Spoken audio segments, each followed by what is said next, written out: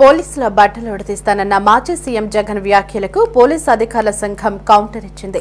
రాజకీయ మైలేజ్ కోసమే జగన్ ఆవేశంలో మాట్లాడుతున్నట్లు కనిపిస్తుందని పోలీసు అధికారుల సంఘం అధ్యక్షుడు జనకుల శ్రీనివాస్ అన్నారు. మాజీ సీఎం ఇలా మాట్లాడితే శాంతి భద్రతలు ఎక్కడ ఉంటాయని జనకుల శ్రీనివాస్ విమర్శించారు. జగన్ వ్యాఖ్యలపై న్యాయ పోరాటం చేస్తామన్న పోలీసు అధికారుల సంఘం నేతలు తెలిపారు. అటు జగన్ వ్యాఖ్యల వల్ల మహిళా పోలీసుల మనోభావాలు దెబ్బతిన్నాయని పోలీసు అధికారుల సంఘం నేత భవానీ అన్నారు. మహిళల గురించి ఒక మాజీ సీఎం అసభ్యకర వ్యాఖ్యలు చేయడం సరికాదని ఆమె హితవు పలికారు. మీరే ఇలా మాట్లాడితే ఈ సభ్య సమాజం ఏమనుకుంటుందో ఓసారి మీరు ఆలోచించాల్సిన చెప్పి ఈ సందర్భంగా విజ్ఞప్తి చేస్తూ ఉన్నాం. పోలీసులు ఎప్పుడు కూడా రాగద్వేషాలకి అతీతంగా మేము పనిచేస్తూ ఉన్నాం. పనిచేస్తున్న మాపై ఈ విధంగా మాట్లాడటం సరికాదని గతంలో కూడా చెప్పాం. ఇప్పుడు కూడా మరొకసారి విజ్ఞప్తి చేస్తూ ఉన్నాం. ఎంత దారుణంగా మాట్లాడుతున్నారో ఒకసారి మీరు మననం చేసుకోండి. అట్లాగే పోలీసులు అక్కడ శాంతి భద్రతలు లేవని చెప్పి మాట్లాడారు. ఇవి కేవలం ఉద్దేశపూర్వకంగా ఒక రాజకీయ మైలేజ్ కొరకు మీరు ఊగిపోతూ మాట్లాడినట్టుగా ఆంధ్రప్రదేశ్ పోలీసు అధికారుల సంఘం భావిస్తూ ఉన్నది.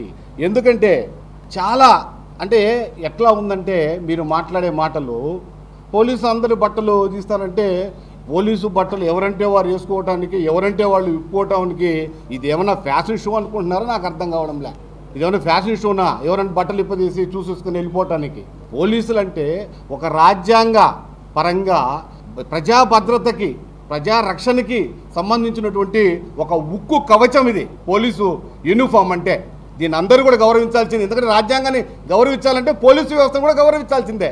అటువంటి పోలీసు వ్యవస్థని మీరే మాజీ ముఖ్యమంత్రిగా మీరే శాంతి భద్రతలకు విఘాతం కలిగించే విధంగా మాట్లాడితే ఇంకా శాంతి భద్రతలు ఎక్కడ ఉంటాయి? మీకు తెలుసా మా పరిస్థితి ఎలా ఉందో? బీపీఆర్డీ ప్రకారము ప్రతి 100 మందికి ఒక పోలీసు ఉండాలి. ఇప్పుడు ఇంకొంచెం పెరిగింది, 150 మందికి ఒక పోలీసు ఉండాలని అనుకున్నా కూడా ఈ రోజుల్లో 1200 నుంచి 1300 మందికి ఒక పోలీసు ఈరోజు అతన్ని విధి నిర్వహణ చేస్తూ ఉన్నాడు.